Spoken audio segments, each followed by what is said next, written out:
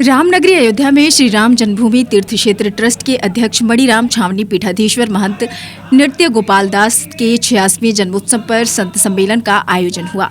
इस कार्यक्रम में मध्य प्रदेश के मुख्यमंत्री मोहन यादव, बागेश्वर धाम पीठाधीश्वर धीरेन्द्र कृष्ण शास्त्री, सुब्रमण्यम स्वामी, आचार्य प्रमोद कृष्णन और प्रदेश से भी संत महंत पहुंचे। अयोध्या पहुंचे मध्य प्रदेश के सीएम मोहन यादव ने कहा कि महाराज सनातन समाज के धर्म सम्राट हैं और इन्हीं के नेतृत्व में राम मंदिर आंदोलन चला। अयोध्या में लोकसभा हार पर धीरेन्द्र शास्त्री ने कहा, हिंदुत्व कभी नहीं हारता है, हिंदुत्व सीखता है। उन्होंने कहा कि जो लोग राम मंदिर पर बुरी नजर रखते थे, बालाजी राम जी उनकी कमर तोड़ने का काम किया और अयोध्या में राम मंदिर बनकर तैयार हो गया। वहीं पूर्व केंद्रीय मंत्री सुब्रमण्यम स्वामी ने कहा कि जैसे राम जन्मभूमि की परिस्थिति थी, वैसी ही स्थिति काशी मथुरा में भी है। निश्चित ही सफलता मिलेगी। आज श्री धाम अयोध्या हमें आने का सौभाग्य मिला। मणिराम छावनी वाले भक्त महाराज श्री जी का श्री राम जन्मभूमि न्यास के जो अध्यक्ष हैं, उनका आज प्रकटोत्सव है।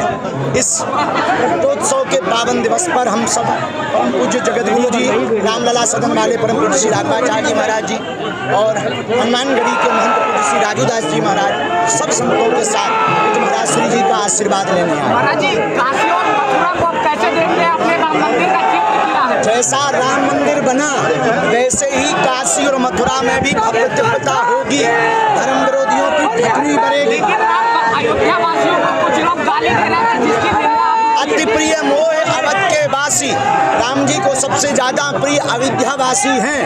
और हिंदुत्व कभी हारता नहीं है, हिंदुत्व सीखता है और हिंदू राष्ट्र तो बन करके रहेगा। जब तक हिंदू राष्ट्र नहीं बनेगा, तब तक हम शांति के साथ नहीं बैठेंगे। अयोध्या में इस सम्मेलन में उपस्थित होने के लिए मुझे हमारे देश के बहुत वरिष्ठ साधु वो उनकी 83rd यानी 83 साल की जन्मदिन पर मैं अपने प्रणाम करने के लिए आया हूँ। तीसरी बार पीएम मोदी, क्या देखते हैं कि देश में किस तरीके से काम होगा? वो कितने दिन रहेंगे?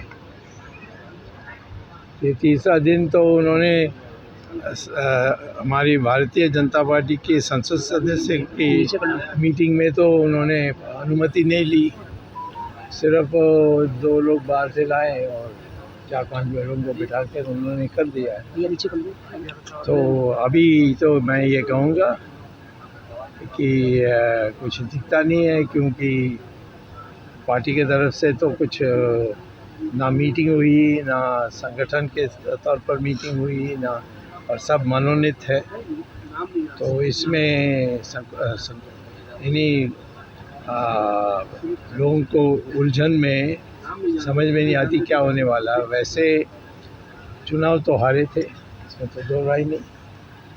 और हारने के बाद उनको या विपक्ष में जाकर बैठ जाना चाहिए था, या इस प्रकार के खिचड़ी बनानी थी तो उनको हटना था। तो क्या आरएसएस और बीजेपी की तलखी है? क्या समझिए? आरएसएस में मैं सदस्य नहीं हूँ, उनका प्रेमी हूँ, उनके साथ काम करता हूँ। तो वो क्या सोचते हैं मुझे कोई पता नहीं, पत्रकारों को ज़्यादा पता है। अयोध्या बदली?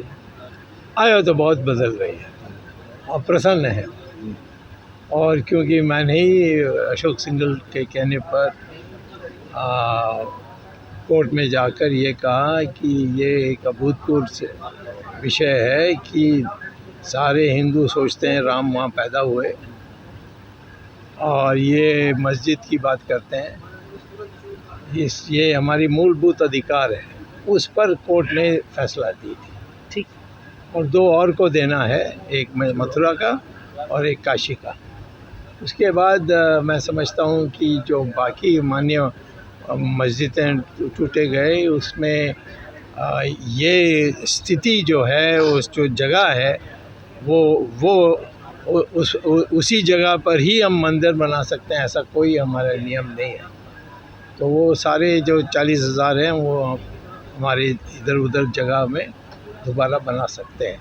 बट ये 3 जो हैं उसमें एक तो हो ही गया है और 2 हैं जो बाकी, जिसमें मेरा कोर्ट में अभी चल रहा है, और 3 हो जाएं तो फिर मैं समझता हूँ कि जो भी विवाद थी वो ख़त्म हो जाएगी। मथुरा के पुनर्निर्माण का कब समय है? वही मथुरा का भी करेंगे, अभी लगे हुए हैं।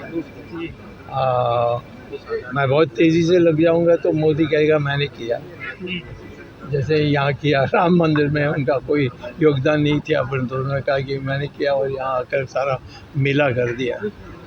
अब थोड़े शिष्टाचार के साथ करनी चाहिए, क्योंकि ये गंभीर मामला है और एक धार्मिक मामला है, इसमें मेरा तुम्हारा होना नहीं चाहिए। श्री राम जन्मभूमि न्यास के अध्यक्ष और श्री कृष्ण जन्मभूमि न्यास के भी अध्यक्ष श्रीमान नृत्य गोपाल दास जी परम पूज्य महाराज जी का जन्मदिवस है और उनके जन्मदिवस के अवसर पर चलने वाले 7 दिवसीय कार्यक्रम का समापन है अयोध्या धाम में।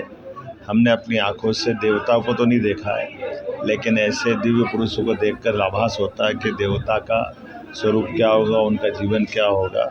हमारे सनातन संस्कृति में संत परंपरा ये हम सबको सदैव प्रेरणा और आदर्श के साथ हम सबको जीवन जीने की कला भी सिखाती है और वो जीते जी जैसे सूर्य तप करके बाकी सबको ऊर्जा देता है, ऐसे संत परंपरा हमारी हिंदू संस्कृति सनातन संस्कृति को न केवल आधार प्रदान करती बल्कि आशीष से उनके जीवन में सुमार्ग के रास्ते खोलती है।